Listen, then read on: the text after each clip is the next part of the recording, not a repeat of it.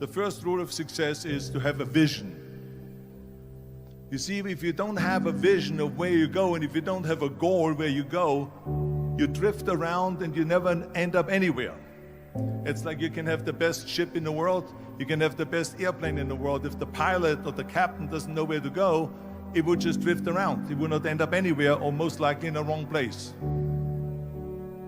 So I was very fortunate that I stumbled on my vision. I mean, as you know, I was born in 1947 in Austria after the Second World War. And I didn't really like Austria when I grew up. I couldn't wait to get out of there.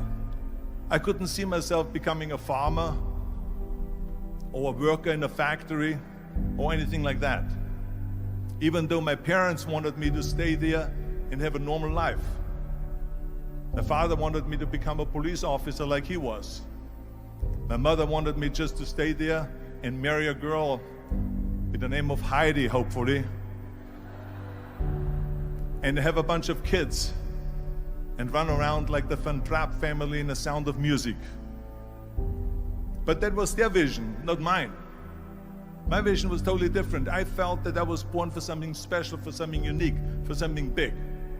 You know how great it felt that I knew where I was going? Imagine the majority of people don't know where they're going. When you have a goal, when you have a vision, everything becomes easy. Because remember that in America, for instance, when you study, you will see the percentage of people that like their jobs.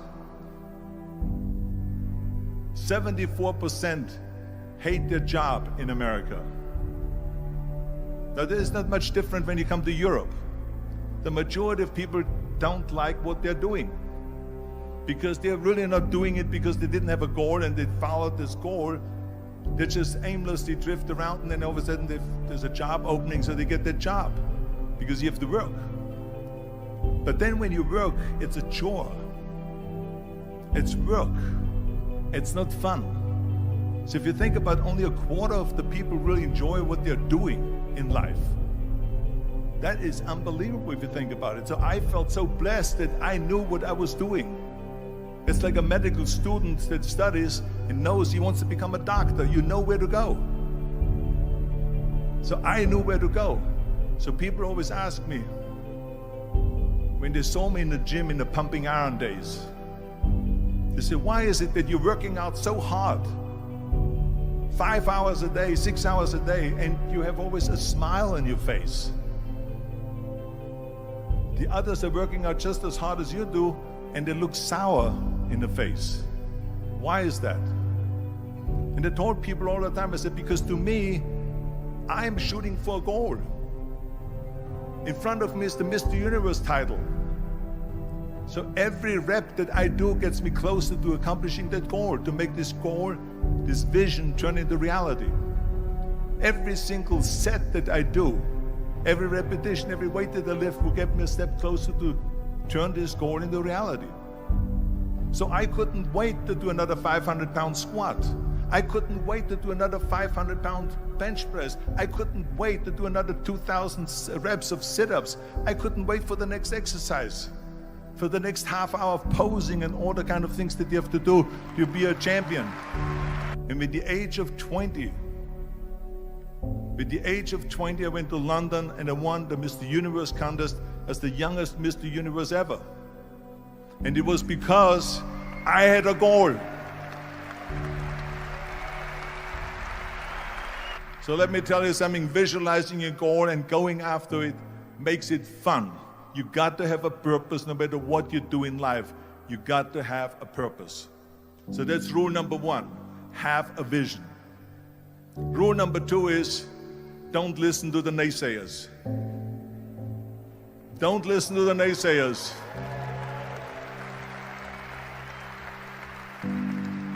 Everything I ever did, the thing that I heard out of people's mouth was, that's impossible. That can't be done. Or no. So whenever someone said to me, it can't be done, I heard, it can be done. When they said no, I heard yes. And when they said it's impossible, I heard, it is possible. I'm a strong believer of what Nelson Mandela said, that everything is always impossible until someone does it. Well, I'm going to be the one, I said to myself, I'm going to do it and I'm going to show it to them. Maybe it has never been done before. That's perfectly fine with me. But I'm going to do it. And I did not listen to the naysayers. The next thing, the third point that I'm going to make to you is, before we sit down with Jürgen and talk about the rest of the three, is work your ass off. There is no magic pill. There is no magic out there. You cannot get around. You have to work and work and work. And it drives me crazy when people say they don't have enough time to go to the gym for 45 minutes a day and work out. Or to do something for 45 minutes to an hour a day to improve. If it is physically improve or if it is mentally to improve. Imagine you read 1 hour a day about history.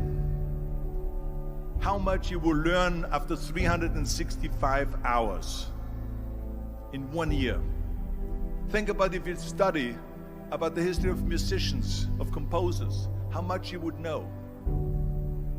Imagine if you would work on a business, on some business that you want to develop every day for an hour. Imagine how further along you will go and get. So it drives me nuts because when people say we don't have the time, we have 24 hours a day. We sleep 6 hours a day, so that gives you still 18 hours. And there's someone shaking their head out here in front. They say probably, I don't sleep 6 hours, I sleep 8 hours, right? Or just sleep faster.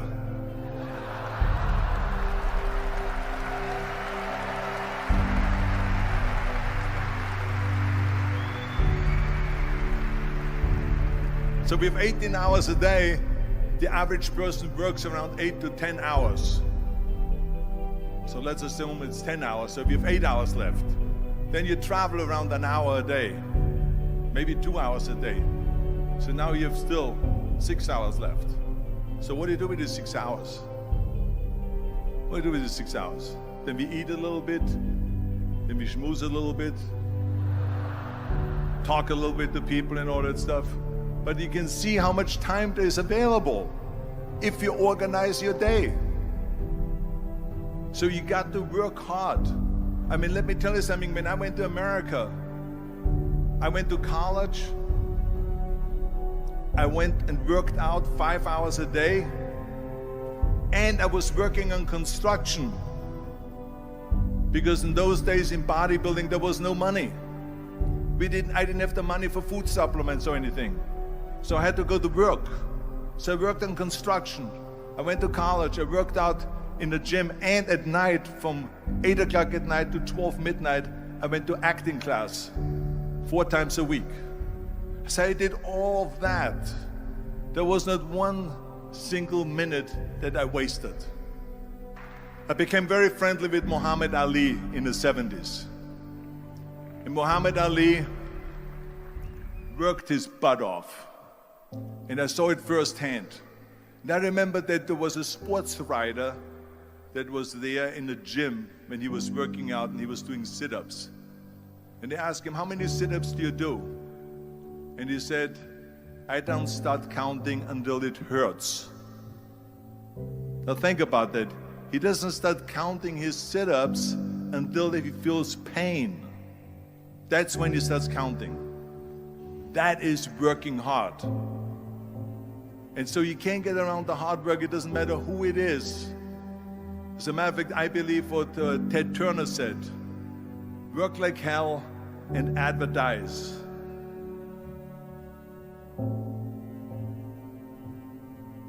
You get it? Work like hell, go to bed, and early to rise, work like hell and advertise. So you work your ass off, and then you let the world know about your work. That's what it is all about. Let people know. If you have a company, if you have a movie, if you do a sports, work your ass off, but then advertise and let everyone know. I hate Plan B.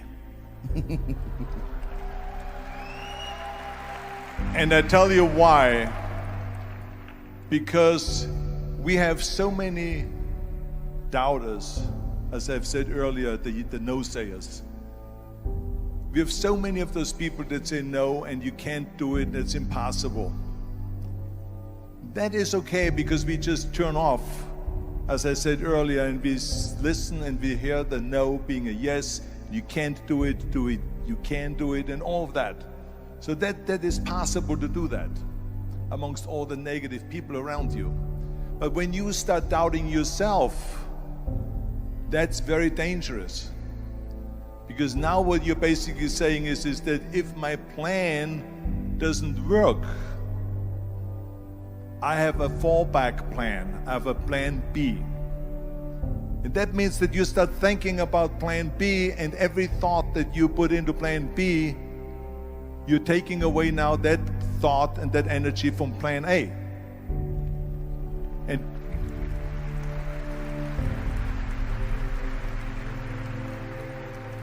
And it's very important to understand that we function better if there is no safety net, because plan B becomes a safety net. It says that if I fail, then I fall and I get picked up and I have something else there that will protect me. And that's not good, because people perform better when there's no safety net. People perform better in sports and everything else if you don't have a plan B. To me, it is very dangerous to have a plan B, because you're cutting yourself off from the chance of really succeeding. And the reason, one of the main reasons why people want to have a plan B is because they are worried about failing. What is if I fail, then I don't have anything else? Well, let me tell you something. Don't be afraid of failing, because there's nothing wrong with failing. You have to fail in order to climb that ladder. There's no one that doesn't fail. We all fail. It's okay.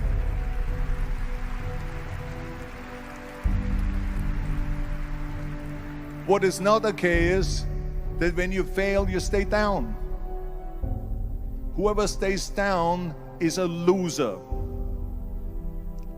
And winners will fail and get up, fail and get up, fail and get up. You always get up. That is a winner. That is a winner. Hey, we all lose. We all have losses. This is okay. And this is why I say don't be worried about losing, because when you're afraid of losing, then you get frozen. You get stiff. You're not relaxed.